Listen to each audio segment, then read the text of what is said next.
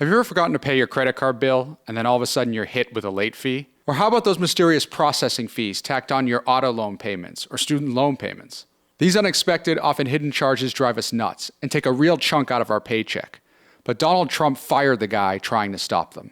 Rohit Chopra was director of the Consumer Financial Protection Bureau, or CFPB, an agency designed to protect American consumers. Director Chopra joins us to talk about how people are getting scammed, how AI could make it worse, and how we can all fight back. As a note to listeners, since the recording of this interview, Donald Trump has tried to fire 1,500 workers at the CFPB, or 90% of the workforce.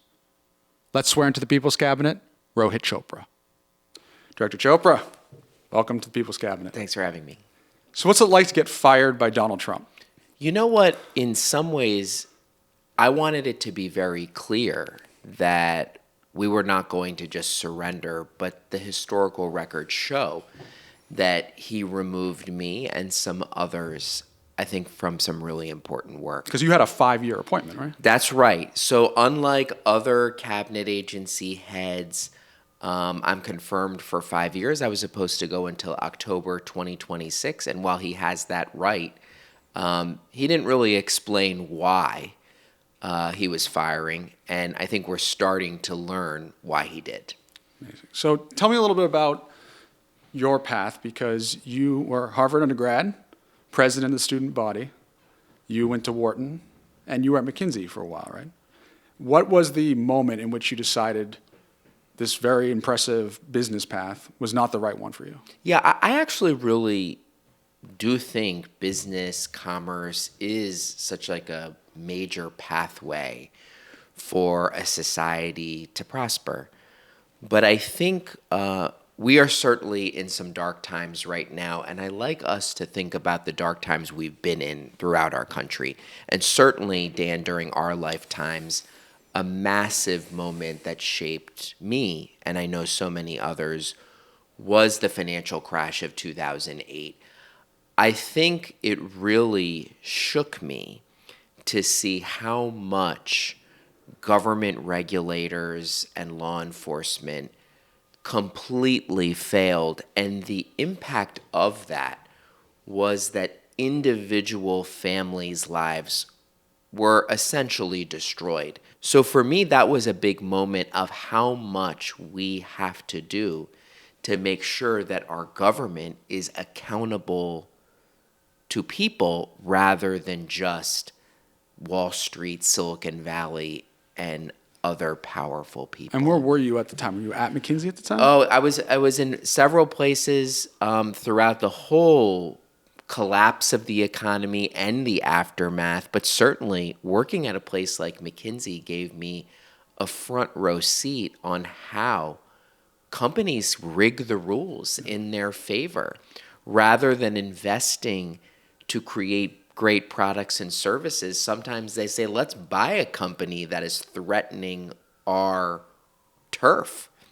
Or how can we structure prices so that we can extract more from people without offering any additional value? That's actually how a lot of commerce and business is incentivized right now, and we should understand whether that's good or bad.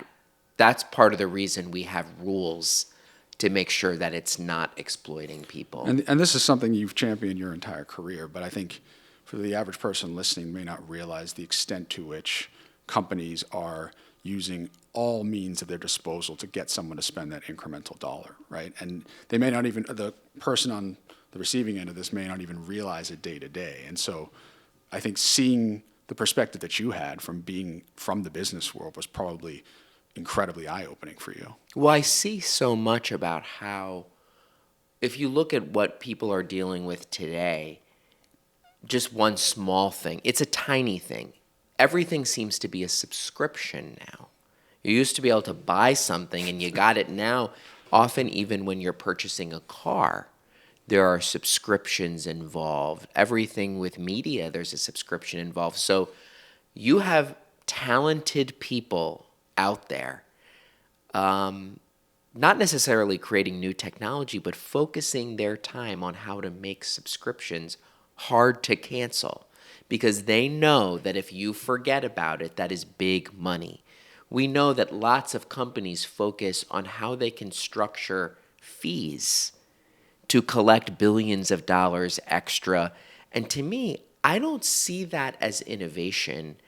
I see that as shortcutting, and that's part of why places like the Federal Trade Commission, the Consumer Financial Protection Bureau are there to keep those markets honest. And the Consumer Financial Protection Bureau was created in many ways because of what you just said, right? There wasn't an agency that existed to be fighting for the people for those kind of issues that are touching everyday lives. So what is a good version of the CFPB?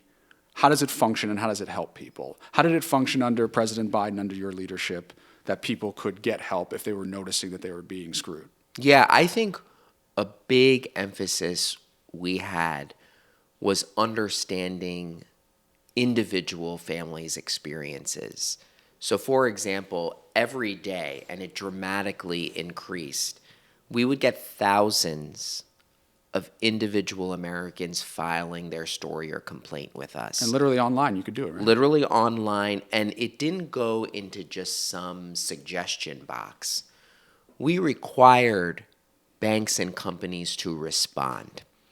And over time, that was the brains of the operation. We would sometimes find a small number of those complaints, and then we'd look under the hood and find that maybe there was 14 people affected by it, but in reality, 140,000 people were affected by it. We would find it, we would often prosecute it, and that is how we return billions of dollars. And it wasn't just hearing from people of their experience, we were also looking to how the market was changing in ways that might create new problems for people in their financial life too. So that's interesting that you finding under the hood who incrementally is being affected by this. But how do you reach the people who don't even know the CFPB existed and were also falling prey to what you were seeing from the people who actually knew where the portal was? Because I'm sure there was a ton of people who didn't know where to go. Yeah, well, that's why we do these inspections of big financial firms to see what are they doing to treat their customers. It's why we did so much individual investigations of new products like buy now, pay later, and other types of credit cards. We also wanted to make sure that you didn't need to know the name or the acronym of the CFPB, but that we were sharing everything with state attorneys general and local organizations too. So I really feel, Dan, that I don't think Americans should have to learn about every single agency, but what I want all of them to feel and to speak about is we need our law enforcement and regulators doing their damn job. And that means being a watchdog against and the practices that are harming people and not simply being a lapdog for those firms. It's interesting because, some voices out there, and you know this from being in the business world, and you probably still have many friends who are still in that world, who are partners at McKinsey or leading their own organizations. They will throw up and say, well, you're over-regulating. If you have to register with the CFPB and I have to hire all these people to intake all the requests that I'm getting, it's going to cause too much mayhem and you're going to get in the way of jobs, right? What was your counter to that? And how do we fight back against this partisan, candidly mostly Republican narrative that the CFPB and organizations like it are just anti-capitalist? Well, it's funny because a lot of the people who would come to us are businesses saying, I'm trying to operate honestly, and I have to compete with somebody who is just obviously lying, and you need to do something about it. I used to hear all the time from dry cleaners, from convenience store franchisees about how the credit card industry was treating them. So I think part of what we always have to do is separate what is really just a lobbyist talking point and be able to explain we want business and banking to work in connection with the American dream, not in opposition to it. I want a society and an economy where people can start something without getting a permission slip from some big company or gatekeeper and be able to challenge them by offering better products, better services at great prices.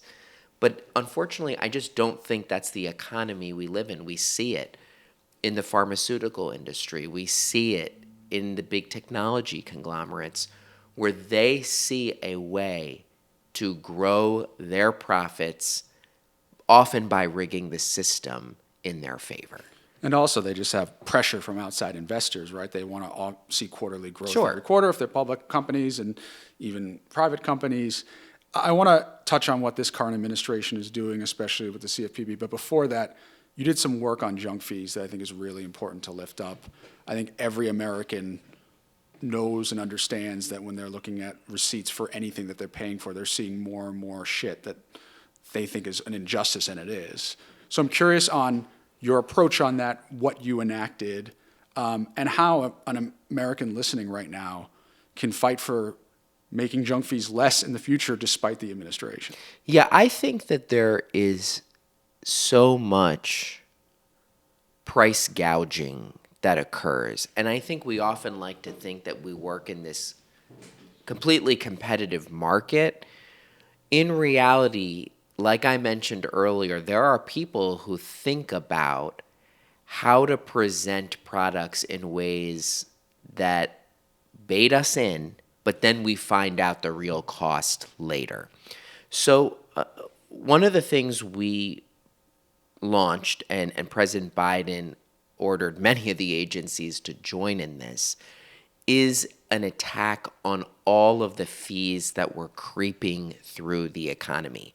Some of them were fees for services people don't even want or can't even explain what it is. Some of them were fees for services that never actually were delivered. And some of them were just fees pushed on people because they were trapped. And we did a lot of these investigations. We found, for example, paper statement fees charged by banks that they didn't even print or mail. We found that big bonanzas of junk fees were pushed by banks on things like overdraft, where if you overdrew your account 35 cents, they might charge you $35. We found banks reordering payments so that instead of one overdraft fee, you were getting 3 or 4 in a day. We found late fee pyramid schemes. We found so many of these. And our work reduced this by billions and billions of dollars across so much of people's lives. And I'll tell you, I think these fees for some people might seem like an annoyance, but for a lot of people, that extra $100, $200 in fees, that can put them on a treadmill of debt that just gets faster and faster and ultimately can ruin their financial future. Let me take you now to today, and I'm sure for you as someone who cares so deeply about this, it must be incredibly emotional and troubling to see what's happening under President Trump. But tell me about the actions that are being that we are witnessing today, and just give us some color on what you're hearing from people in the CFPB. Well, it was really strange. You might remember I was not fired on day one. Right. It took them 2 weeks, but it's not like they forgot about me. And you got a letter? I got a letter. Was there a tweet? Or There was no tweet, but there was a letter. And as soon as I got it, I announced that I was. Did you get an email leaving. or did you get someone texted to you? No, it's like an attached letter. Those few weeks where I still was director, there was clearly a debate about what should be the future of the CFPB and financial watchdogs. Because at his speech at Davos, Trump videoed into Davos, he called out Jamie Dimon and Brian Moynihan, the CEOs of JP Morgan Chase and Bank of America, for their practices. And many people were wondering, are they going to get tough on some of these firms that have been taking advantage of people? But here was what was interesting. After I was fired, one of the first things they did was to fire the core of technologists that we hired. These were the employees that were going to be looking at tech companies that were getting into banking, payments, and lending. And How many were there? a few dozen. Okay. They were the ones that were looking at all these new tech payment platforms, all the new ways that people were using technology for borrowing. And immediately everyone was thinking about Elon Musk's tweet from before that was delete the CFPB. And What was that like for you when you read that? I think everyone was pretty well aware that Twitter or X had aspirations to become a financial conglomerate. And in fact, I was fired just a few days after X announced a major new partnership with Visa. They have wanted a world where tech companies are controlling more currency because I think they see what is going on in China and are drooling over it. So you think Elon had a clear profit motive to do what he did? I think there are massive conflicts of interest throughout this, but the fact that the tech companies have become fixated with the CFPB, we saw Mark Zuckerberg on Joe Rogan's podcast saying, I don't know why the CFPB cares about us. We're just a social media company. And I wanted to say, is Rogan going to tell Zuckerberg, wait a second, you tried to start a currency in 2019. You have tried to worm your way into this for years. Of course, when you are involved in payments and lending, you're subject to financial privacy laws, consumer protection laws, and if you're violating it, really one of the only agencies that can do anything about it is the CFPB. So I thought that was really instructive. The image of those tech CEOs at the inauguration, ultimately, I think that carried the day. Having better seats than members of Congress and other people. Well, it showed that there was going to be that level of influence and to potentially bulldoze any agencies that had any speed bumps for them or had any modicum of trying to hold them accountable. Okay, so since the inauguration in the last couple months, what have you seen in terms of how they're proceeding, in terms of Doge, access to systems, et cetera? I really want people to understand the implications of Doge having access to that data. Well, here's the first part, which is they told all the employees. And how many? There's about 1,800 employees. Almost all of them were told, go home. The acting director of the CFPB, first it was the Treasury Secretary, now it is the OMB director, Russ Vought. He ordered all the employees to halt doing any work tasks. The following week or two, they started the process of issuing corporate pardons. They pardoned Wells Fargo. They pardoned JP Morgan Chase. They pardoned one of the biggest mortgage companies in America, Rocket. They pardoned predatory lenders and just kept going. And when I say pardon, they went to the court and dismissed lawsuits with prejudice, meaning we're not going to file it. Game over. All the investigations have stopped. All of the work to refund money and hold those firms accountable for cheating people has essentially stopped. So I don't think this is efficient at all, given the huge return on investment. And on top of that, Dan, you raised, they're peeping inside the systems. The CFPB has information on those big financial players in terms of what they're doing to consumers. I think for many people, and I'm hearing this from the financial industry, are they just these peeping toms on their competitors? Are they going to take this information and use it for purposes totally unrelated to the CFPB? No one really knows. And there's no one watching them. And right? I can't say that they are. Right. But I think I would never allow that type of intrusion. And when you combine that with the extraordinary access they have into Treasury's payment systems, I understand they're interested in Social Security systems, you really have to wonder what type of surveillance are they doing. You're saying that whoever it is, Elon, someone else with all of this information from disparate sources could do a lot of damage to the country and to consumers. Yeah, and I'm not saying that they're going to steal it, but we have safeguards in place to stop that.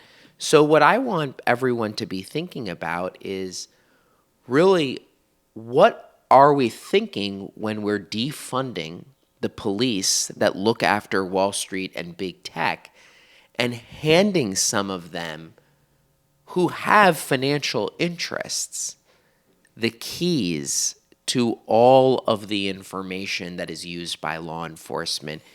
It just seems like a recipe for rigging the system. Well, I'm interested in your thoughts on this because, we can debate about the authenticity behind it, but President Trump tried to present himself as fighting for the little guy, right? These actions do not represent a guy who's fighting for the little guy. And then I found interesting, and I'm sure you saw this too, Steve Bannon on Gavin Newsom's podcast was praising Lina Khan, who obviously is not a friend to many Wall Street Republicans.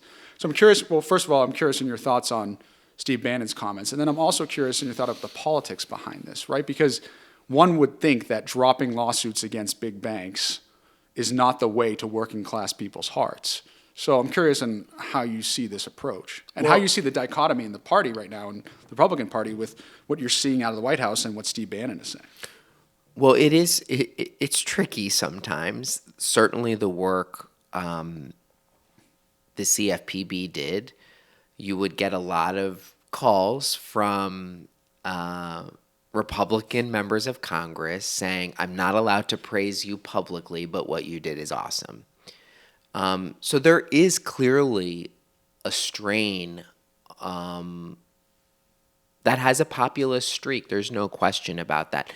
The challenge is that it does feel like that wing is completely overwhelmed by the CEOs sitting in those front rows at inauguration, that there are others who are calling the shots.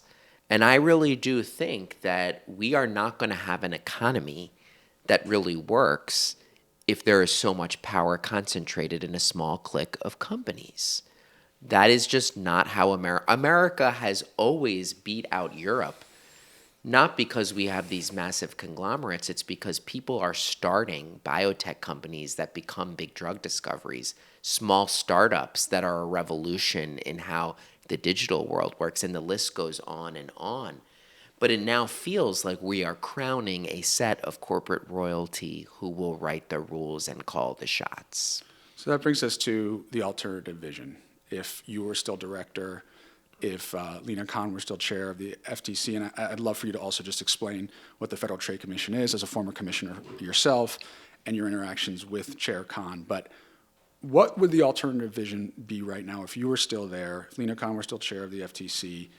What didn't you get done in the time that you were there, and what are some of the icebergs you see in the future? Well, there's a long, long list. I think when I got to the Federal Trade Commission in 2018, I found an agency that was completely moribund.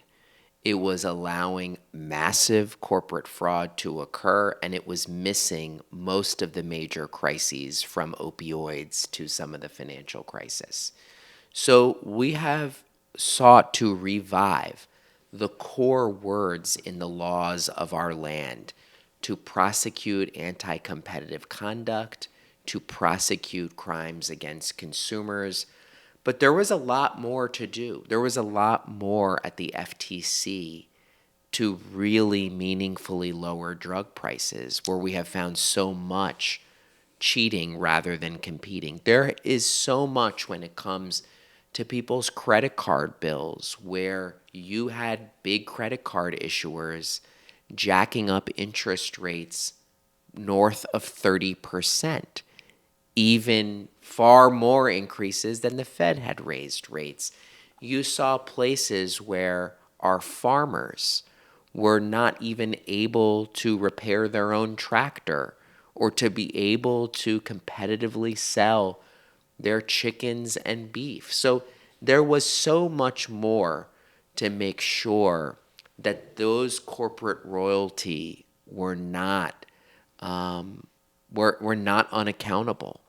And I think that there was a lot of work we needed to be thinking about is what is the future of our digital economy? Are we going to let 5 or 6 companies control the future of AI? Are we going to allow America to not have a vibrant ecosystem, but really just concentrate so much power in a few players? And there was a lot more to do to make sure that people could afford their rent, afford their groceries.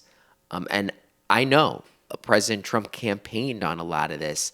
I think Americans aren't seeing any results yet. And I do want to talk a little bit more about AI, but can you, for the sake of our viewers... And I need to tell you about Lina Khan. Yes. If you just tell us a little bit about what the Federal Trade Commission is, and how they work with you, and as in-depth as you'd like, but I think it'd be helpful for everyone to know. Well, it's really good because the FTC is just one of these acronyms that people know exists but don't know what it is. And I think it's so important to realize that many of the core problems we are dealing in our economy, whether it comes to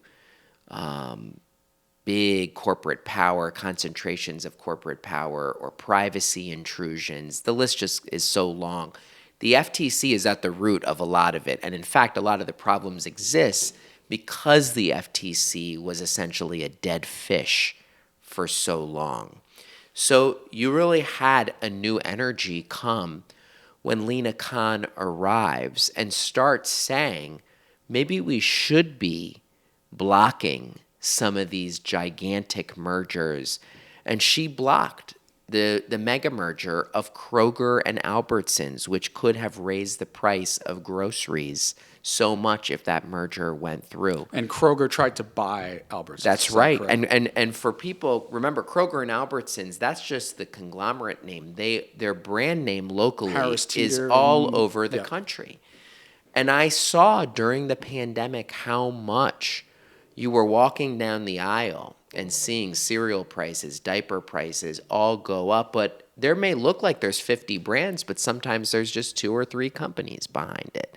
So to combat some of this excessive price gouging, to combat a lot of this requires a strong FTC. And we saw how Lina Khan and her team really prosecuted so much of that and also got some great results. That's a great example. And then could you also just give an overview of just, that's one bucket, but the other areas of the FTC, I just want to make sure listeners understand what falls under the FTC's jurisdiction. Yeah, I think basically think about it as all the mergers and anti-competitive conduct. So whether it's a big oil and gas merger, whether it's a grocery store merger, a gas station merger, they're the ones who review and often challenge them to block. They also are in charge of so many key privacy laws, including children's online privacy, where they went after, video game manufacturers and places like Google and Facebook for children's privacy. They also have everything related to deceptive practices, deceptive advertising, an area that I really cared about quite a bit was Made in USA fraud. The long-standing policy of the FTC before I arrived is that Made in USA fraud should not be penalized. So now the FTC is going after companies like Williams-Sonoma and Pyrex, big brands who said maybe they're importing their goods from China or Mexico, but slapping on a Made in USA label. And that is just completely unfair to every manufacturer who makes their goods here. What's at the home. most egregious Made in USA thing you saw? I saw a manufacturer who was marketing bags to service members, to members of the military, and using all sorts of patriotic imagery, but in reality was importing those bags, taking off the label and putting on a new one. And let me just explain why it is true. It harms consumers for sure. I think Made in USA is often a mark of higher quality. It's a mark of certain expertise depending on the goods. Often it's a mark of safety. Many people care about their child's mattress, not wanting it to be poisonous. But I think it also hurts all of those players who are just trying to produce here. I remember a small manufacturer in Detroit who was making boots. And those boots were not cheap. You know, they were manufacturing US made boots. And they told me how harmful it was to them to see their own boot almost copied. And they're claiming it to be made in USA. And that just makes it totally impossible to compete. And I think that is a key place where the FTC's failure had real impacts on U.S. business in a negative way. And recently, the president fired 2 FTC commissioners. And so the things that you're talking about that I think every American should and I think do care deeply about aren't going to be able to have the kind of justice that you were able to bring. So can you talk a little bit about your reaction when you read about that? Well, I don't get it. First of all, the FTC, they operate in a way that usually has 3 of the majority party, 2 of the minority. Were you technically nominated by Trump? I was, yeah. But that's how it works. There's a majority and a minority. So why fire them? Did they fire Commissioner Bedoya and Slaughter because they were pushing on cracking down on subscription scams, because they were doing work to crack down on junk fees? They were the ones who were very involved in charging Amazon with misconduct related to Prime cancellations, canceling your Prime subscription.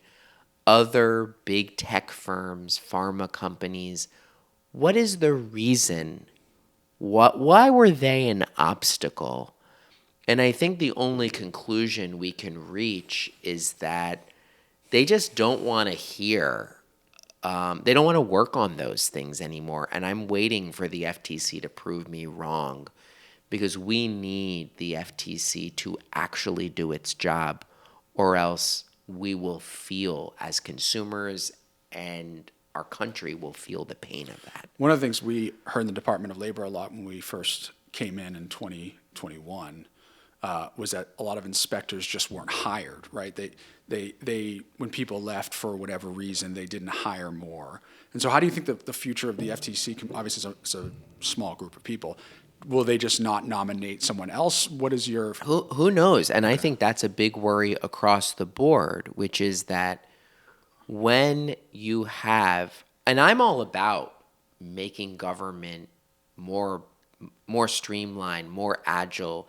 That's part of why I recruited a lot of these technologists too, to just make government work better and more efficient. But their version of efficiency seems like it's to fire the cops, to fire the inspectors, to fire the people who are going to potentially find wrongdoing by some of these big business actors. And I just feel like that is wrong, and that we will pay a dear price for it. And we need business to succeed, but we need honest, law-abiding business to feel like it makes sense to follow the law. That is the point of law enforcement, that the costs of violating it are higher than following it. And if we create a situation where the inspectors and the cops are not going to look at certain players. That's just a big giveaway, a big wet kiss to those companies with political power. Sends a very clear message from the very top, right? This is okay. That is right. Back to artificial intelligence. I think a lot of people listening probably knows what ChatGPT is, maybe used it as a substitute for Google, et cetera. But can you give a couple examples of how people should think about how AI might affect them in the context of consumer protection that they may not even realize that they should keep top of mind, and that what we would be doing if Democrats were still in office right now? Yeah, I think it is good to make sure that technology is always something that is making our life meaningfully better. But often, things that can make it better can also be used as a weapon to cause harm. I'm really worried about when artificial intelligence or technology can copy people's voices or steal their, in many ways, physical identity by impersonating them in video. I know that people are getting calls by people who sound like their family members and taking advantage of older adults and seniors in our country. We all are experiencing chatbots that are using certain techniques to make it seem more human. We did a study of chatbots used by banks, and what was so funny and scary a little bit is that they were actually showing an ellipsis, a dot, dot, dot, that is simulating that they are thinking or typing when we know that they are not typing or thinking, they are just producing. So we want to make sure that if you are interacting with a chatbot, that if the chatbot's giving you wrong information, the company can be accountable. We need people to be able, in a serious incident, maybe their identity has been stolen, their credit card has been misused, that they can talk to a human being. The list really goes on and on with this type of technology. But I think there's some basics we have to have. We have to give people, not allow these algorithms to be a mystery. When you are denied a loan, you're required to get a statement of reasons as to why. If these firms can't complete that statement of reasons, they shouldn't use their algorithm. You should be able to dispute information that is embedded in some of these algorithms and background reports and data broker files on you. The list really goes on, but we have to make sure that an algorithm cannot really screw up your financial future, your job search, your housing search without some iota of accountability. So I think people have learned a lot from this conversation, and one of the things that we're trying to do here is make sure that people who are listening not only learn, but also can take action. Obviously, this is a very scary time for a lot of people, and with technology advancing the way it is, I think people have a right to be even more scared in the future.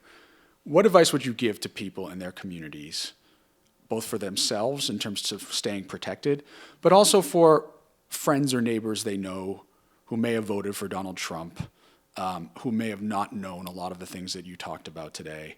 How can they take action and make a difference right now? Because I think there's a lot of hunger out there to do something.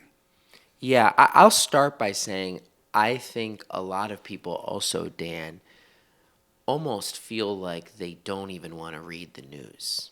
I think they feel the weight of everything. And I know that that can feel overpowering sometimes. But it is so important to not disconnect, to not stop using your voice, and as you say, to act locally with their neighbors, with friends and family, while also keeping themselves sane. So here's a couple things that I really encourage people to be talking about, which is help people who are struggling, and this is what's dear to me, in their financial life. There are so many people right now who are in a tailspin about the latest actions on student loans.